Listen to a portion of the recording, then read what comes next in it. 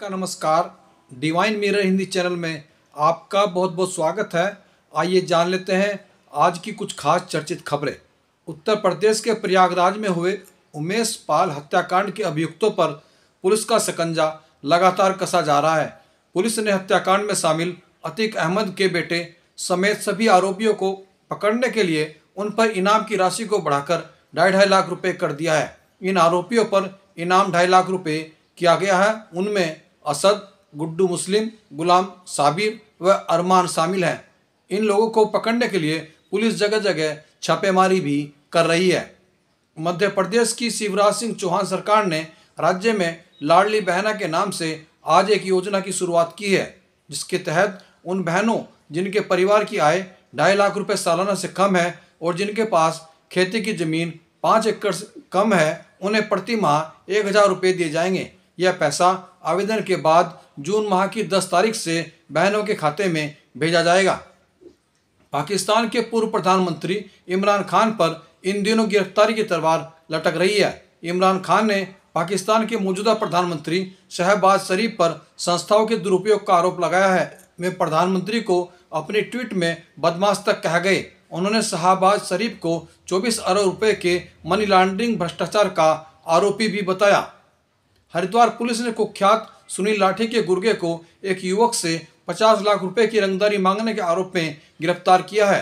गुर्गे को bullet proof car में घूमते हुए एक पिस्टल व 10 कारतूसों के साथ पकड़ा गया है। पकड़े गए गुर्गे का नाम सुशील गुर्जर निवासी मिरकपुर होना बताया गया है। प्रदेश कांग्रेस अध्यक्ष करण माहरा ने कांग्रेस के सभी पदाधिकारियों व कार्यकर्ताओं को 13 मार्च को गैरसैंण विधानसभा घेराव कार्यक्रम को सफल बनाने के लिए सक्रिय होने के निर्देश दिए हैं। कांग्रेस इस अवसर पर जहां पुरानी पेंशन बहाली का मुद्दा उठाएगी, वहीं भाजपा की विभिन्न विफलताओं को भी निशाना बनाएगी। होली पर हुड़दंग रोकने के लिए हल्द्वानी पुलिस ने नैनीताल व रामनगर में बाहर से आने वाले 2 पहिया वाहनों के प्रवेश पर रोक लगा दी है, जो होली तक जारी रहेगी। स्थानीय लोगों ने पुलिस के इस निर्णय का स्वागत किया है। धनौरी में गन्ने के खेत में लगी आग से 10 बीघे में खड़ी गन्ने की फसल बर्बाद हो गई। अग्निशमन विभाग आग के कारणों को तलाश रहा है। वहीं पीड़ित किसानों ने मुआवजे की मांग की है। स्वतंत्रता संग्राम सेनानी उत्तराधिकारियों ने अपने पूर्वजों को नमन करने के लिए आज 10 बजे 10 मिनट का समय स्वतंत्रता सेनानी स्तंभों व स्मारकों को दिया। राष्ट्रव्यापी आह्वान के तहत रुड़की, हरिद्वार, देहरादून में भी अलग अलग शहीदों व स्वतंत्रता सेनानियों को श्रद्धांजलि अर्पित की गई। हरिद्वार में जितेंद्र रघुवंशी की मौजूदगी में स्वतंत्रता सेनानी नंदलाल ढींगरा मार्ग का लोकार्पण हुआ, तो रुड़की सुनहरा वटवृक्ष, रुड़की व भगवानपुर ब्लॉक परिसर के सेनानी स्तंभों पर पुष्पांजलि अर्पित की गई। देखिए इसी पर हमारी एक खास रिपोर्ट।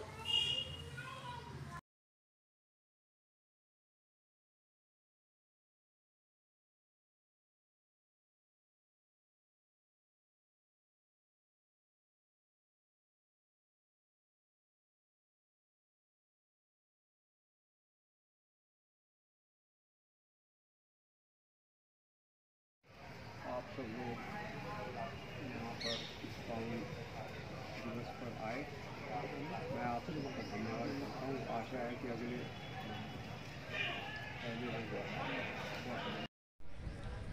परिवार समिति का हमारा सौभाग्य है कि आज हमारे अध्यक्ष जी भी यहाँ मौजूद हैं, श्री देश बंधु जी, और कार्यकारी अध्यक्ष श्री सुरेंद्र सैनी जी मौजूद हैं। तो मैं कह सकता हूँ कि हम राष्ट्रीय स्तर पर भी यहाँ पर मौजूद हैं। हालांकि आज का जो कार्यक्रम है वो पूरे देश के अंदर है, और जहाँ जहाँ भी हमारे स्मारक हैं वहाँ ही हम 10 बजे 10 मिनट हम दे रहे हैं। और प्रति माह पहले रविवार को ये निर्धारित हुआ है। क्यों करना पड़ा है?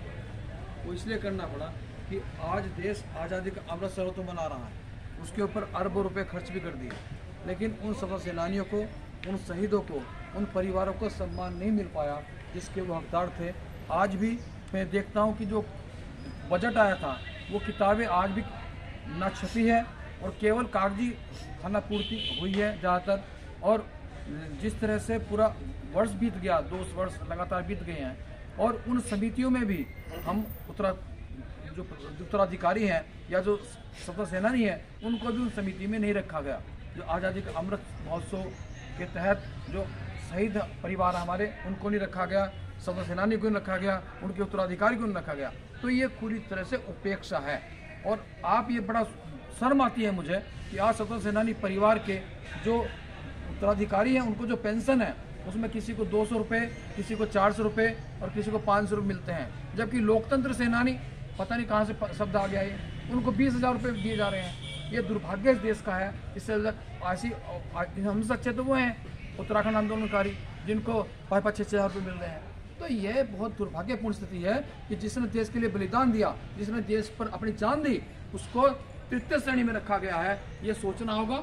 और अगर ये सरकार नहीं सोचती तो हम 2 करोड़ परिवार हमारा उत्तराधिकारी हैं, हम स्वतंत्र सेनानी परिवार के, शहीदों के परिवार के, वो मिलकर के संघर्ष करेंगे और अपनी आवाज़ को बुलंद करेंगे और इस देश को बिकने नहीं देंगे। जय हिंद, जय भारत। देख कर मुझको भगत सिंह याद आता है। और ये कैसे थे कि बन के दीपक जले इस वतन के लिए, बन के दीपक जले इस वतन के लिए। और इनका सारा जीवन ही इस वतन के लिए बीत गया। इतना कह करके मैं अपने बारे को ध्यान देता हूँ। प्रणाम हम तेरे ही बलिदानों पे, भारत के तन मन प्राणों पे देते प्राण निछावर आज, सुख सिर शांति समान उन्नति तिरंगे कोटि प्रणाम, उन्नति तिरंगे कोटि प्रणाम। भारत माता की जय, भारत माता की जय, भारत माता की।